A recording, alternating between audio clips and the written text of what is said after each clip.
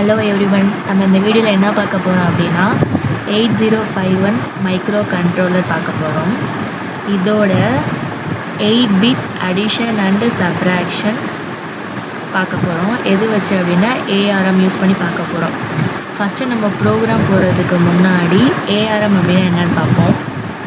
ARM அப்படின்றது advanced RISC machine அப்படின்றாங்க.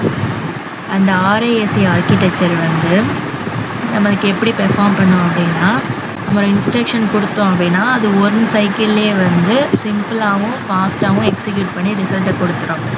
அது 32 பிட் ப்ராசஸர். அது எந்த ஆர்கிடெக்சர் யூஸ் பண்ணுது அப்படின்னா லோட் பண்ணவும் ஸ்டோர் பண்ணவும் யூஸ் பண்ணுது. அது R0லேருந்து R15 வரைக்கும் தான், R0லேருந்து R15 வரைக்கும் ரெஜிஸ்டர் யூஸ் பண்ணிக்குது. சப்போஸ் நம்ம இதில் அர்த்மெட்டிக் ஆப்ரேஷன் பெர்ஃபார்ம் பண்ணோம் அப்படின்னா அது ரெஜிஸ்டர் இன்சைடே அர்த்மெட்டிக் ஆப்ரேஷன் பெர்ஃபார்ம் பண்ணும். ரெஜிஸ்டர் அவுட் சைடு பெர்ஃபார்ம் பண்ணாது.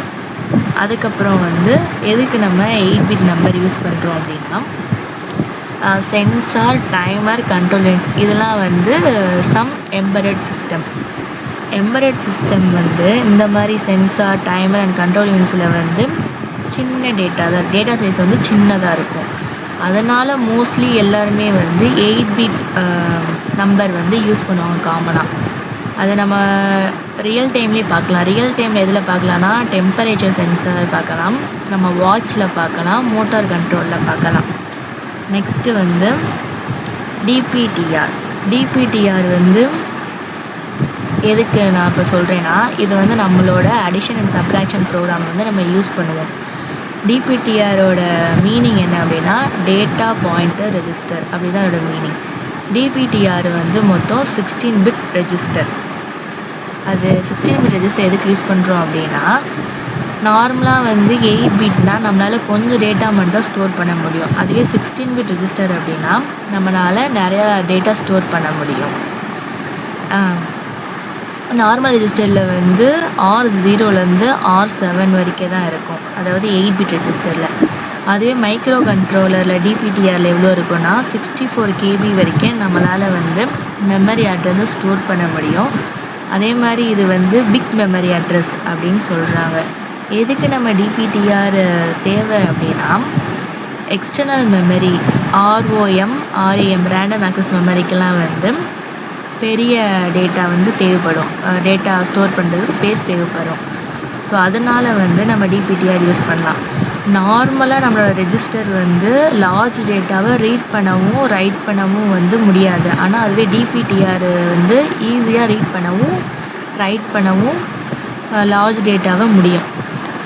நெக்ஸ்ட்டு இந்த டிபிடிஆரில் 2 பார்ட்ஸ் இருக்குது, டிபிஹெச் அண்டு டிபிஎல். ஆக்சுவலி டிபிடிஆர்ன்றது 16 பிட்டு, டிபிஹெச் 8 பிட்டு, அது ஹை பிட் அப்படின்னு சொல்லுவாங்க.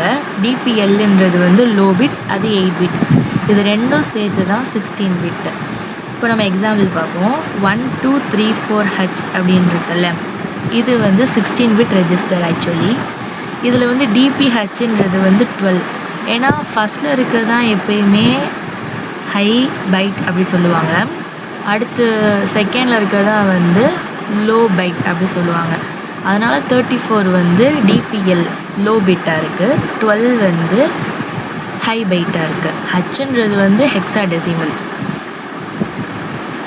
நெக்ஸ்ட் நம்மளோட ப்ரோக்ராம் போகிறதுக்கு முன்னாடி அடிஷன் எப்படி பெர்ஃபார்ம் பண்ணுறது அப்படின்னு அல்காரிதம் மூலியமாக பார்த்துட்டு அதுக்கப்புறம் ப்ரோக்ராம் போவோம். இப்போ ஃபஸ்ட்டு அல்காரிதம், 8 பிட் அடிஷனோட அல்காரிதம். ஃபஸ்ட்டு நம்ம ப்ரோக்ராமை ஸ்டார்ட் பண்ணிக்கணும். ஸ்டார்ட் பண்ணதுக்கப்புறம் நம்ம இந்த ப்ரோக்ராம் 8051 மைக்ரோ கண்ட்ரோலரில் எப்போயுமே கேரி அப்படின்ற ஒரு வேர்ட் யூஸ் பண்ணுவோம். எதுக்கு யூஸ் பண்ணுறோம் அப்படின்னா ப்ரீவியஸ் ப்ரோக்ராமோட ரிசல்ட் ப்ரெசன்ட் ப்ரோக்ராம் ரிசல்ட்டை அஃபெக்ட் பண்ணக்கூடாது. ஸோ அதனால் ஃபஸ்ட்டு கேரி ஃப்ளாகை நம்ம 0ன்னு வச்சுக்கணும். 0ன்னு வச்சதுக்கப்புறம் ஃபஸ்ட்டு நம்மளோட டேட்டா 1 ஸ்டோர் பண்ணுவோம். செகண்ட் டேட்டா 2வோட ஆட் பண்ணி அக்குமுலேட்டரில் வச்சுப்போம். இதில் நம்ம டிபிடிஆர் அப்படின்றத ஒன்று யூஸ் பண்ணுவோம். அதான் சொன்னேன்ல, சின்ன நார்மல் ரெஜிஸ்டர்னால் நம்மளால் சின்ன சைஸ் டேட்டா மட்டும் தான் ஸ்டோர் பண்ண முடியும். அதுவே டிபிடிஆர் நம்ம யூஸ் பண்ணோன்னா 16 பிட் ரெஜிஸ்டர் 64 KB வரைக்கும் நம்மளால் பெரிய டேட்டா வந்து ஸ்டோர் பண்ண முடியும். அதுக்காக நம்ம ஸ்டோர் பண்ணிவிட்டு இந்த டிபிடிஆர் இந்த லொக்கேஷனில் வந்து நம்மளோட ரிசல்ட்டை வந்து மூவ் பண்ணதுக்கப்புறம் லாஸ்ட்டாக எக்ஸ்டர்னலில் வந்து MOVX அப்படின்றத வந்து ஒன்று யூஸ் பண்ணுவோம். எக்ஸ் எதுக்கு யூஸ் பண்ணுறோம் அப்படின்னா எக்ஸ்டர்னலாக நம்ம வந்து ரிசல்ட்டை வந்து ஸ்டோர் பண்ணுறதுக்காண்டி. அதுக்கப்புறம் லாஸ்ட்டில் வந்து ஸ்டாப் கொடுத்துட்டோம் அப்படின்னா நம்மளோட ப்ரோக்ராம் வந்து எண்ட் ஆயிடும். இப்போ நம்ம ப்ரோக்ராம்குள்ளே போவோம். ஃபஸ்ட் இங்கே பாருங்கள் 8 bit addition program. Clear C இருக்கா? கிளியர் சினா என்னென்னா கேரி. நான் சொன்னேன்ல கேரியை வந்து ஃபஸ்ட்டு நம்ம 0ல் வச்சுக்கணும் அப்படின்னு.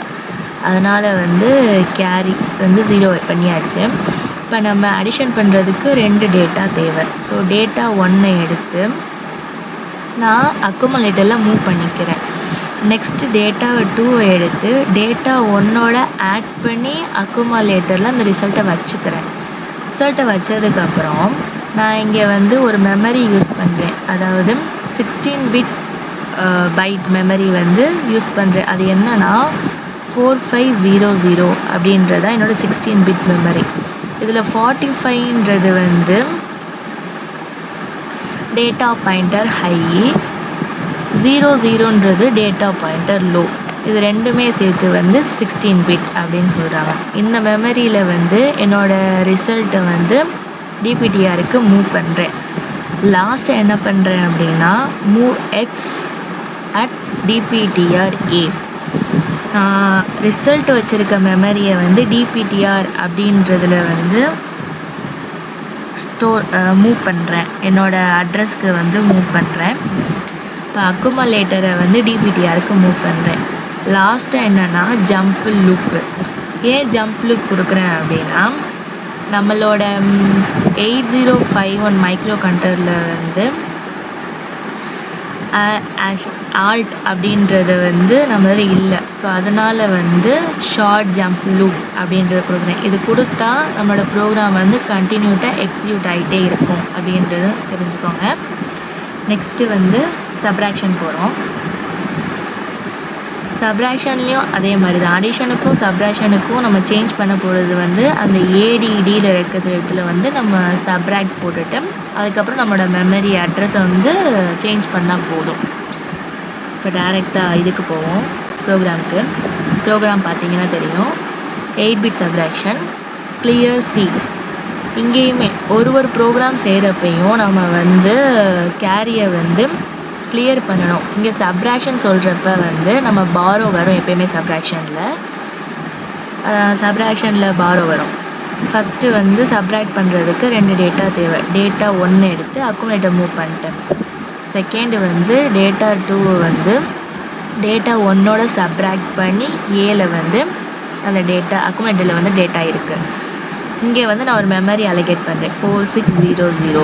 அந்த 46ன்றது என்னோட டேட்டா பாயிண்டரோட ஹை பைட்டு, 00ன்றது டேட்டா பாயிண்டரோட லோ பிட்டு. அதை வந்து டிபிடிஆருக்கு மூவ் பண்ணிட்டேன். அடுத்து அந்த ரிசல்ட் இருக்க மெமரியை வந்து டேட்டாவுக்கு மூவ் பண்ணுறேன். அதை வந்து டிபிடிஆருக்கு நான் மூவ் பண்ணி வச்சுருக்கேன்.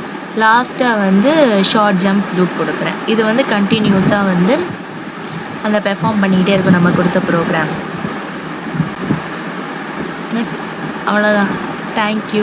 இந்த வீடியோ பிடிச்சிருந்துச்சுன்னா லைக் பண்ணி ஷேர் பண்ணி கமெண்ட் பண்ணுங்கள்.